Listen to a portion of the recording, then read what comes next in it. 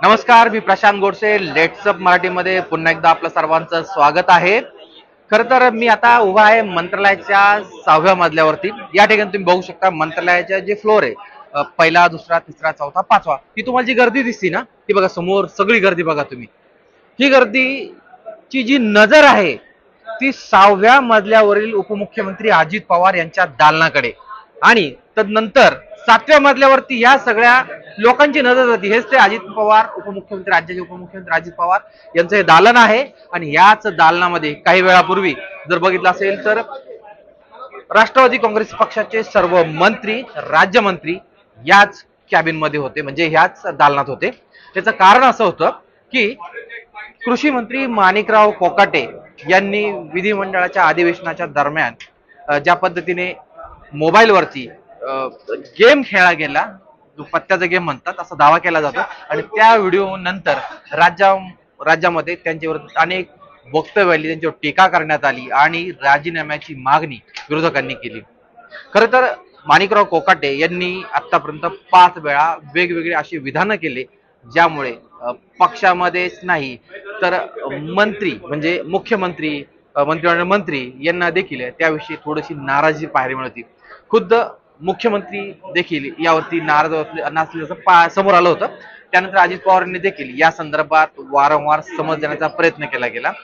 खरं तर आज मंगळवारी मला ते भेटणार आहे, आणि भेटल्यानंतर नेमकं काय करायचं त्यांच्याशी मी जाणून घेईल, नेमकं की माणिकराव कोकाटे यांची काय नेमकी चूक झाली आहे, त्यांनी म्हणजे खरोखर काही असं वेगळं कृत्य केलंय का, या सर्व गोष्टी मी जाणून घेईल आणि त्यानंतर सविस्तर त्यावरती निर्णय घेतला जाईल, अशा पद्धतीचं वक्तव्य उपमुख्यमंत्री अजित पवार यांनी 2 दिवसापूर्वी माध्यमांसमोर केलं होतं. आणि त्यानंतर आपण जर बघितलं असेल तर आज साधारणतः 11 वाजेच्या सुमारास उपमुख्यमंत्री अजित पवार यांच्या दालनामध्ये कृषी मंत्री माणिकराव कोकाटे हे पोहोचले, आणि साधारणतः तब्बल अर्धा तास अँटी चेंबर मध्ये ह्या दोघांची चर्चा झाली. तर अशा प्रकारचे वक्तव्य केल्याने शेतकरी तर नाराज होतोच, पण मतदान ज्यांनी राष्ट्रवादी काँग्रेस पक्षाला केलंय तो मतदार देखील अशा प्रकारचे वादग्रस्त वक्तव्य केल्याने नाराज होतो. त्यानंतर विरोधकांनी तर अक्षरशः माणिकराव कोकाटेंनी राजीनामाच दिला पाहिजे अशा पद्धतीचं वातावरण निर्मिती केली. खरं तर आपण जर बघितलं तर महायुती सरकार स्थापन झाल्यापासून राज्याचे मुख्यमंत्री देवेंद्र फडणवीस विराजमान झाल्यानंतर राष्ट्रवादी काँग्रेस पक्षाचीच पहिली मंत्र्याची विकेट पडली होती, ती होती मंत्री धनंजय मुंडे यांची. आणि त्यानंतर माणिकराव कोकाट्यांचा राजीनामा हा घेतला गेला पाहिजे अशा पद्धतीचा विरोधकांचा दावा आहे. विरोधक वारंवार सांगतायत. त्यांच्या विरोधात जर खरं बघितलं असेल तर शेतकरी संघटनांकडनं देखील आंदोलन करण्यात आली, ज्यामध्ये पत्ते असे उधळण्यात आले, आणि अशा पद्धतीचं आंदोलन करून हे माणिकराव कोकाटे कृषी मंत्र्यांना डिवचण्याचा प्रयत्न करण्यात आला. असं होत असताना देखील दुसऱ्या बाजूला माणिकराव कोकाटेंचा राजीनामा का होत नाहीये, उपमुख्यमंत्री अजित पवार याविषयी काही निर्णय घेणार का, नेमके मंत्रिमंडळातील काही खांदे पालट होईल का, यांचं खातं त्यांना जाईल, त्यांचं खाता यांना जाईल, असं होईल का, अशा अनेक प्रश्नांची उत्तरं ही आज अपेक्षित होती.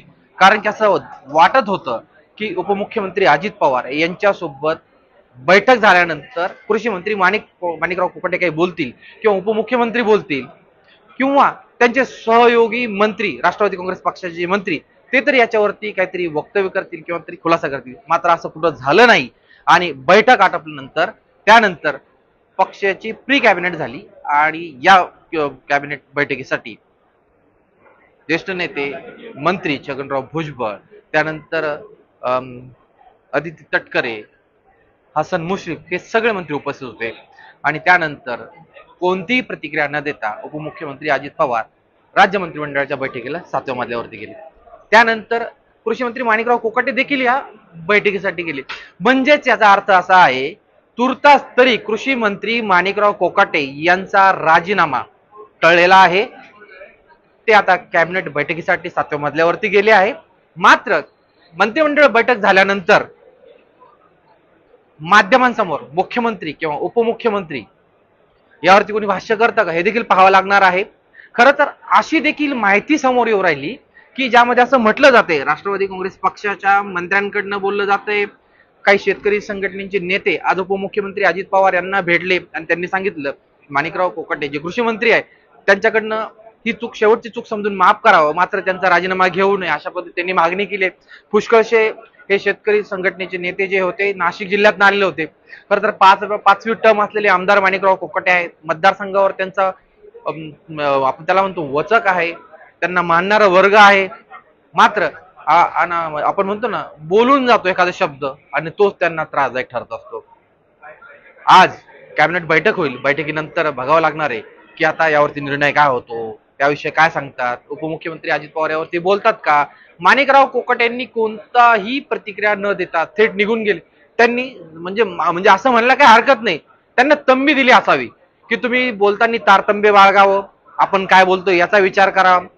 असं देखील म्हटलं गेलं की या प्री कॅबिनेटच्या दरम्यान अजित पवारांनी स्पष्ट संकेत दिलेले की तुम्ही जे बोलणार ना त्याचा विचार करा. बोलताना समाज माध्यमांसमोर काय वक्तव्य करताय, प्रसार माध्यमांना तुम्ही काय प्रतिक्रिया याचा देखील विचार करा. कारण की आपण जे बोलतो त्याचा फटका पक्षाच्या छबीला बसू शकतो.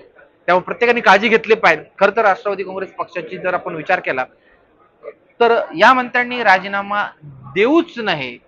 चूक झाली किंवा नाही झाली हा विषय पुढचा येतो, मात्र वादग्रस्त वक्तव्यावरती चूक का द्यायची अशा पद्धतीने सूर पाहायला मिळतोय. कारण की उपमुख्यमंत्री एकनाथ शिंदे यांच्या शिवसेनेमध्ये संजय शिरसाट आणि राज्यमंत्री योगेश कदम यांच्या राजीनाम्याची मागणी होते. मग त्यांना अभय का? त्यांच्या पाठीमागे भक्कमपणे उपमुख्यमंत्री एकनाथ शिंदे ठामपणे उभे आहे. कोणती चूक केली नसल्यास ते म्हणताय.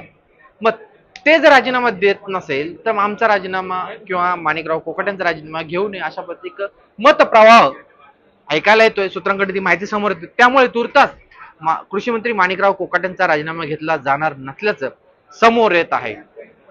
मग कृषी मंत्री माणिकराव कोकाटेंना ही शेवटची संधी म्हणायचं का काय हे देखील आता पाहणं महत्वाचं असणार आहे. मात्र आज उपमुख्यमंत्री अजित पवार यांचं हे जे दालन आहे आज खूप चर्चेत राहिलं. सगळ्या कॅमेऱ्यांच्या नजरा आज या दालनाबाहेर होतात. फक्त वाट बघत होते की कृषी मंत्री माणिकराव कोकाटे यांचा राजीनामा होईल का, उपमुख्यमंत्री अजित पवार या संदर्भात काही निर्णय घेतील का. मात्र तुर्तास तरी राजीनामा माणिकराव कोकाटे जे विद्यमान कृषी मंत्री आहे यांचा राजीनामा हा टळलेला आहे. ही सर्वात महत्वाची बातमी म्हणता येईल. आता मंत्रिमंडळ बैठकीनंतर याविषयी काही खुलासा होतो का हे पाहणं महत्वाचं ठरणार आहे. कॅमेरा पर्सन संदेशसह Prashant Godse, let's up Marathi, Mumbai. Social मीडियाच्या भाऊ गर्दीत विश्वासार्हतेने चकाकणारे नाव म्हणजे लेट्स अप मराठी. सगळ्यांना, सगळ्या नागरिकांना ती स्पीच ती लेट्स अप वरील मुलाखती म्हणजे विचारांचा खजिना. त्यानंतरच्या निवडणुकीमध्ये मला सोडून गेले. बातम्या केवळ वस्तुस्थिती सांगणाऱ्या, न प्रोपगंडा, फक्त जनतेचा अजेंडा. क्योंकि आने वाला कल जाने वाला है, जाने वाला कल आने वाला है. राजकारण, मनोरंजन असो की क्रीडा क्षेत्र, महाराष्ट्राची स्पंदने संवेदनशीलतेने टिपणारे माध्यम म्हणजे लेट्स अप मराठी. जगासोबत एक पाऊल पुढे राहण्यासाठी लेट्स अपचे ॲप, सोशल मीडिया आणि वेबसाईट सोबत कनेक्टेड रहा.